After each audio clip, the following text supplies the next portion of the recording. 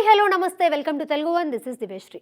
2008లో వచ్చిన నేనింతే సినిమాలో ఒక సీన్ ఉంటుంది. ఆ సినిమాలో హీరో రవితేజ దర్శకుడిగా తన మొదటి సినిమాని ఎంతో కష్టపడి రూపొందిస్తే ఆ చిత్రాన్ని కొన్న ఫైనాన్షియర్ మాత్రం డైరెక్టర్గా రవితేజ పేరు తీసేసి తన పేరు వేసుకుంటాడు. సరిగ్గా 15 ఏళ్ల తర్వాత తెలుగు సినీ పరిశ్రమలో ఇంచుమించు ఇలాంటి సీనే రియల్గా జరిగింది. సినిమా డైరెక్ట్ చేసిన వ్యక్తిని పక్కన పెట్టి దర్శకుడిగా తన పేరు వేసుకున్నాడు నిర్మాత. ఇంత దారుణం జరిగినా నోరు మెదిపే వాళ్ళు కరువయ్యారు. దర్శకుడు కావడం అంత తేలికైన విషయం కాదు. అవకాశం కోసం ఎన్నో కష్టాలు పడాల్సి ఉంటుంది. ఎన్నో నిద్రలేని రాత్రులు గడపాలి. ఎన్నో అవమానాలు పడాలి. ఒకవేళ అవకాశం వచ్చినా కష్టపడి సినిమా తెరకెక్కించాక దర్శకుడిగా తన పేరు వేయకపోతే అది ఇంకా పెద్ద నరకం. టాలీవుడ్లో నవీన్ మేడారం అనే యువ దర్శకుడు అలాంటి అనుభవాన్నే ఎదుర్కొన్నాడు. 2021లో కళ్యాణ్ రామ్ హీరోగా, నవీన్ మేడారం దర్శకత్వంలో అభిషేక్ నామా నిర్మాతగా డెవిల్ అనే సినిమా ప్రకటన వచ్చింది. పోస్టర్లు, గ్లిమ్స్ ఆకట్టుకోవడంతో సినిమాపై మంచి అంచనాలు ఏర్పడ్డాయి. ఈ ఏడాది జూలైలో గ్లిమ్స్ విడుదల కాగా అప్పటికి దర్శకుడిగా నవీన్ పేరే ఉంది.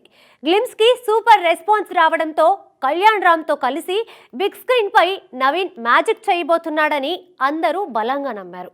అయితే ఏం జరిగిందో ఏమో కానీ సినిమా విడుదలకు సిద్ధమవుతున్న సమయంలో డైరెక్టర్ నవీన్ పేరు తీసేశారు. ఆ తర్వాత నిర్మాత అభిషేక్ నామా దర్శకుడిగా కూడా తన పేరు వేసుకున్నాడు. అభిషేక్ నామాకి వివాదాలు కొత్త కాదు. కొంతకాలంగా పలు వివాదాల్లో ఆయన పేరు వినిపిస్తోంది. అయితే ఇప్పుడు ఇది చాలా పెద్ద విషయం. 2 ఏళ్లు కష్టపడి సినిమా రూపొందించిన వ్యక్తిని పక్కన పెట్టి దర్శకుడిగా తన పేరు వేసుకోవడం తేలికగా తీసుకోవాల్సిన విషయం కాదు.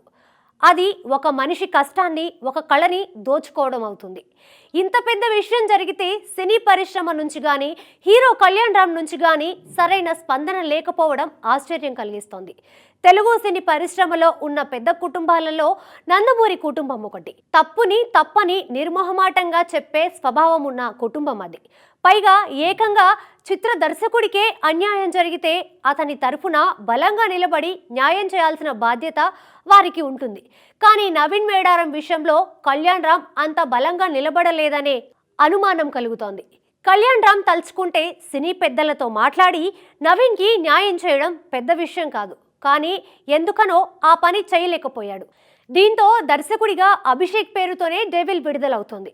మరి అసలు డెవిల్ సినిమా విషయంలో తెర వెనుక ఏం జరుగుతుందో, నవీన్ మేడారం పేరు తీసేసి అభిషేక్ నామా పేరెందుకు వేసుకున్నాడో, నవీన్కి కళ్యాణ్ రామ్ ఎందుకు న్యాయం చేయలేకపోయాడో, ఇదంతా తెలియాలంటే డెవిల్ టీం నోరు విప్పాలి. లేదంటే లోగుట్టు పెరుమాళ్ల కెరుక అని మనం సర్ది చెప్పుకోవాలి.